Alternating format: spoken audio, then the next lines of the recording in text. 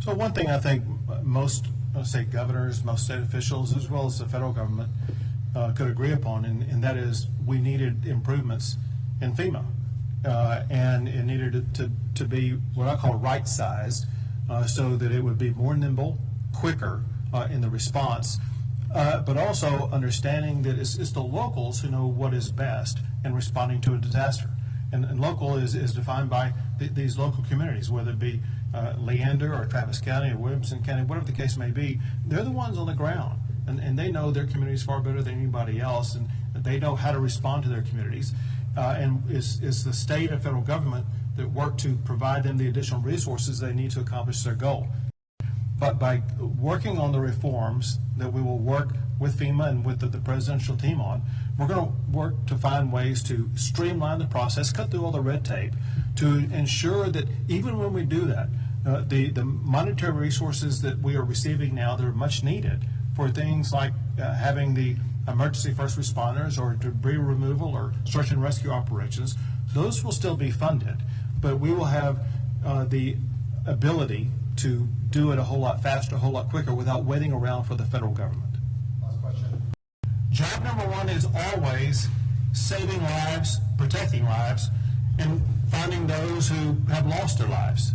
And that is a 24/7 operation that we are unrelenting in continuing to pursue.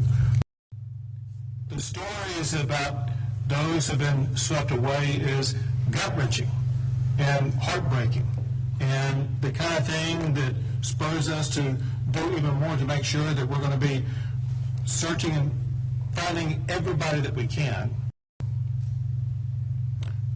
All of America has their eyes on what's going on in Texas, and Americans are praying, caring for, and helping our state so much. It's just unbelievable.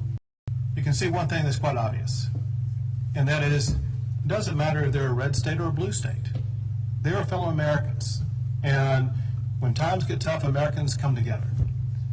That is even more true as it concerns Texans. This has been an extraordinarily challenging time, if not the most extraordinarily challenging time that Texans have faced. And in typical Texas fashion, Texans have united, come together.